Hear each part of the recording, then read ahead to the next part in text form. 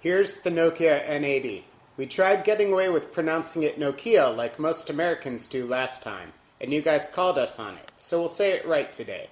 Anyhow, this is one of the new N-series smartphones. It's already shipping, but won't come to the US till later this year. Below the large, bright LCD screen is the D-pad, surrounded by the usual soft buttons and call keys. The only new addition is the media key, a small button that quickly brings up all the multimedia apps. Above the screen, there's a VGA camera for video calls, if you're lucky enough to live in a place where you can make those. Maybe it's because the front of the phone has so many keys, but the sides seem remarkably empty. The only thing on the left side is a slot for the mini SD card. The bottom has a tiny charging port and Nokia's pop port connector, which is used for the included stereo headset and headphone adapters. The only side button at all is the camera button. Hold it down to fire up this 3-megapixel monster with a very bright flash. It's fixed focus, but there's a switch for macro mode in case you want to snap something right in front of the lens. Centered at the top is the power button, which is tiny but strong, since it has a number of functions. The phone slides open with a nice smooth action to reveal a large keypad. We just wish the slide was spring assisted, so it would feel snappier. Every time you shut the slide, the phone asks if you'd like to lock the keypad. It remains unlocked otherwise. One of the most talked about features of Series 60 version 3 is the new web browser. But this isn't it. This is the WAP browser. The new web browser is a separate application here. Web is based on KHTML, the same code that powers Apple's Safari. It can deal with just about any website you can throw at it, like our site, for example. The N80 has both 2G and 3G cellular data, but it can also get online using Wi-Fi as well. The Wi-Fi is super easy to use, one of the best implementations we've used on a phone so far, and we're using our home network to browse the web here. Let's skip watching it load and get right to the good stuff. When a site loads, all you see is the upper left corner, but pressing 8 brings up a map of the whole page. You can move the red box around to zoom in on that area. Notice how all the columns of text are rendered so that they're only as wide as the screen, or the red box. You can move your cursor around, or hold down on it to scroll. This works both vertically and horizontally. When you continue to scroll, a mini-map pops up to show you where you are on the page. You can also get around a page by searching for a text string. A similar search box can be used to search the web. Speaking of searching the web, let's go to Google.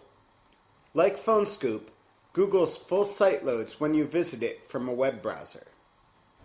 Now that we have a second page loaded, you can see navigating between the pages in your history is a visual experience, with a rotating preview of each page instead of a list of sites.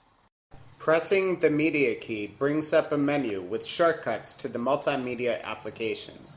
Holding it down immediately opens whichever is in the center, in this case, the music player.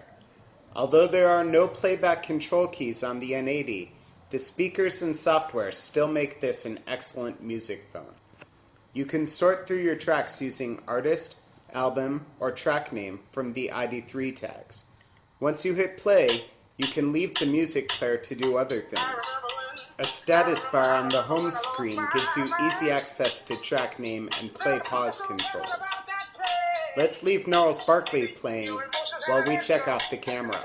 Since they included a 3-megapixel sensor, you'd expect Nokia to give you some serious camera software, and they don't disappoint.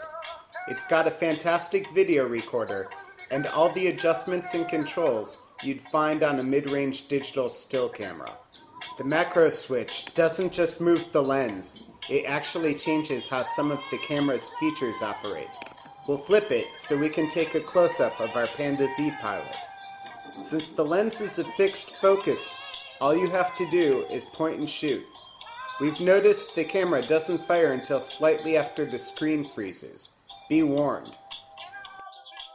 Now that we've got the picture, better flip the lens back to normal mode or we'll forget. Okay, that's better. Before we check out a few more features, I'm sorry to say, but it's time to say goodbye to Gnarls. Like we said, holding down the media key will take us straight into the music player. It sure would be nice to have a play-pause key somewhere on the phone, huh? The gallery and real player are the only other applications besides the camera that work in landscape. But unlike the camera, they're only in landscape mode part of the time. The gallery uses a carousel that lets you cycle through your pictures and video by date. It's cute, but kinda slow. What we really want to show you isn't the gallery, but the quality of the video camera. Be warned, though not as explicit as a Paris Hilton video, this will feature mature content, namely an Englishman drinking moonshine. Video is recorded at CIF, which is slightly larger than QVGA, and it is totally smooth. The sound is loud and clear, but Nigel's not making much noise here. This is easily on par with what most digital cameras are capable of. Finally, it's time for the text test. It didn't take us long to get used to the large keypad, and once we did, typing was very fast. At first we had to hold the phone in one hand and text with the other. Then we learned how to balance the phone so that we could do it one-handed and fly. One final recommendation. If you get this phone and live here in the States, be sure to go into the network settings and set the phone to GSM only. Otherwise, the phone is constantly searching for a 3G network and it will kill your battery in no time.